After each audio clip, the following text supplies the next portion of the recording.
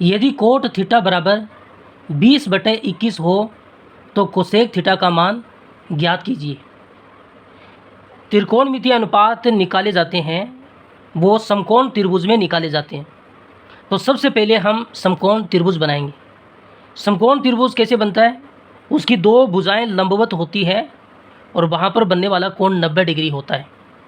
तो इसका ये कोण क्या होगा? 90 डिग्री का होगा। A B C, A B जो इसकी जो भुजा है और बी सी भुजा है, ये लंबवत है। तो यहाँ पर बनने वाला कोण कितना होगा? 90 डिग्री होगा। और 90 डिग्री के ठीक सामने वाली भुजा कर्ण होती है। 90 डिग्री के सामने वाली भुजा ए सी है। ए सी क्या होगी? कर्ण होगी। और कर्ण को हम के से डिनोट करते हैं। और इस त्रिभुज की सबसे बड़ी भुजा कर्ण होती है। समकोण त्रिभुज की सबसे बड़ी भुजा कर्ण होती है। फिर हमें दूसरा कोण दिया थीटा। थीटा आप इसको भी मान सकते हैं, थीटा आप इसको भी मान सकते हैं। तो हम इसको थीटा मानेंगे। जब भी आपको दूसरा कोण दिया हो, पहला कोण 90 डिग्री का दिया हुआ होता है, समकोण त्रिभुज है तो एक कोण 90 डिग्री होगा। अब आपको दूसरा कोण दिया हुआ हो तो उसके सामने वाली भुजा लंब होती है। तो दूसरा कोण हमें ये थीटा दिया हुआ है, हमने इसको थीटा माना है, तो ये भुजा लंब हो जाएगी। और लंब को एल से दर्शाया जाता है। अगर हमने इसको थीटा माना होता तो ये भुजा लंब हो जाती, थीटा के सामने वाली भुजा लंब होगी।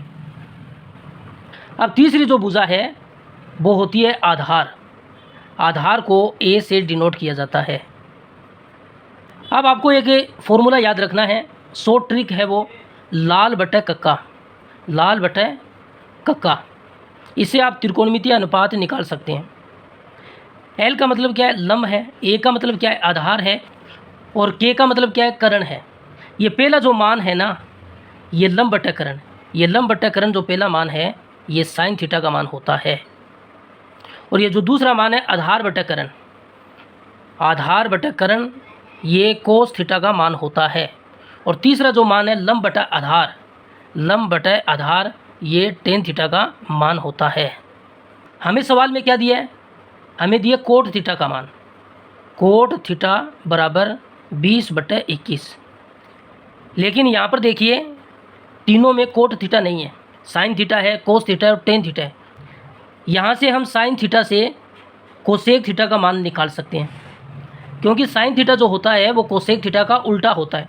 तो हम इसका उल्टा कर देते हैं। ये कर्ण नीचे है तो ऊपर चला जाएगा, और लंब ऊपर है तो ये नीचे आ जाएगा।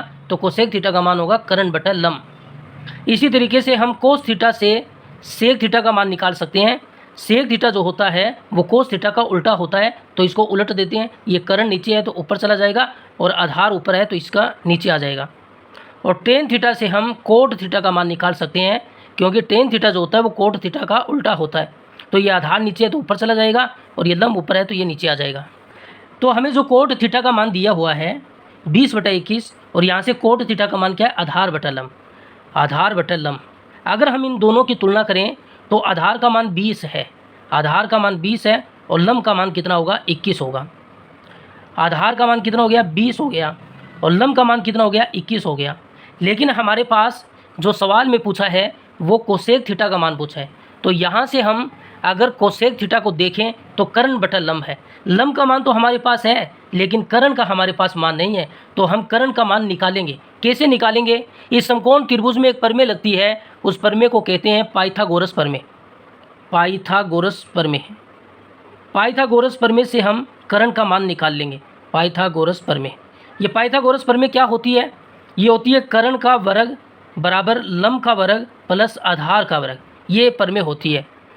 हमें यहाँ से कर्ण का मान निकालना है। लंब का मान कितना है? 21 है, 21 का वर्ग कर दीजिए, प्लस ये कितना है? आधार का मान 20 है तो 20 का वर्ग कर दीजिए।